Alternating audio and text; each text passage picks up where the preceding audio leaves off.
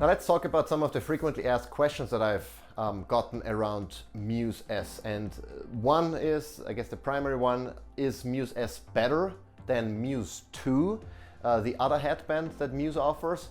And no, they are not necessarily, one is not necessarily better than the other. One doesn't replace the other. There are two distinct devices. Muse S, as the letter S implies, is meant for sleep tracking. So it has the additional sleep tracking capabilities that comes with a 10-hour battery life. So you need a longer battery life to, track your sleep. Whereas the Muse 2, I think, has maybe a 5-hour or so battery life, because you typically don't meditate for 5 hours anyway. So it's sufficient battery life for your meditation sessions. And the Muse 2 cannot do sleep tracking. So it's meant for meditation only. It has all the same biofeedback, real-time feedback that I've shown you before, that I've talked about before. So all of that is the same. It's just the sleep tracking that's missing in Muse 2. It also has a slightly different form factor. So it doesn't go all the way around. It actually goes only behind your ears here. So it looks slightly different, but it's also comfortable to wear. The sensor technology in the headband is slightly different. Muse 2 uses gold, which has an advantage because it doesn't oxidate as easily, whereas the Muse S has silver fabric that might oxidize over time. So you might at some point have to replace the headband only, not the sensor pod, if the silver starts oxidizing and it doesn't get a good signal from your brainwaves anymore. But otherwise, Muse 2 and Muse S, the same thing from a meditation perspective.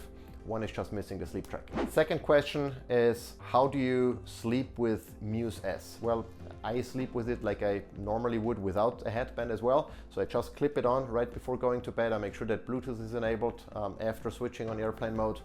And it's super comfortable. So I'm a back sleeper, and sometimes I move my head, just to the side, but it's super comfortable. It doesn't come off. I just make sure it's snug enough so I can adjust it on the back, and it's snug enough, not too tight to be uncomfortable, but tight enough so it doesn't flop around. The only thing you have to be careful with, if your hands move a lot, if you touch your face while sleeping, what have you, the pod might get dislodged because it's magnetic. But the magnets in there are not as strong as the magnets in the clasp. So those on the back, they don't open if you move around and move your head.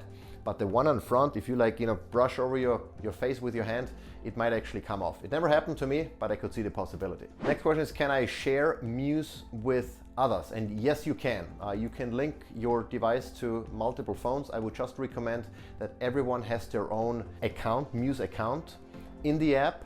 So if you have a single phone, then I would recommend person A, once they're done, logs out, and then the other person logs in, because what Muse does is it has a calibration feature. So before some of the sessions, it calibrates to get a baseline of your brain activity.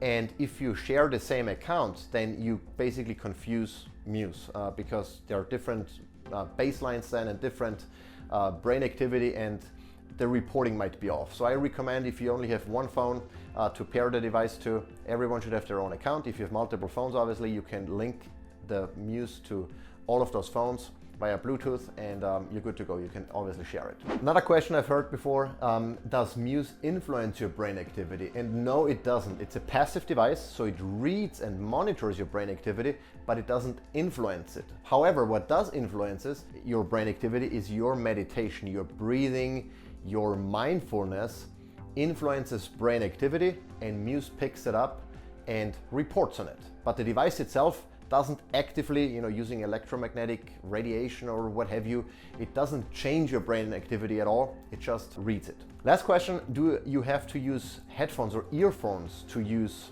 Muse? And no, you don't have to, but I recommend it. I found that when I meditate and I use my AirPod Max or my AirPod Pros and put them into noise canceling mode, that I can focus better because I remove these environmental distractions. Noises that kids might be screaming, a rooster might be crowing, what have you, the dog might be barking. So by using noise canceling headphones, I feel like my meditation sessions are better because I can focus more, remain calmer, and get less distracted. However, even without earphones, you can play the sounds and the biofeedback and all of that on your phone.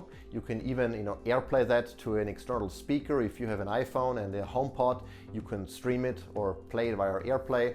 if you want to, that's certainly possible as well. If you want to have a very accurate sleep tracker that you can use, for specific nights to find out how your lifestyle changes impact the quality of your sleep, Muse S is a great device. I've been super pleased with it.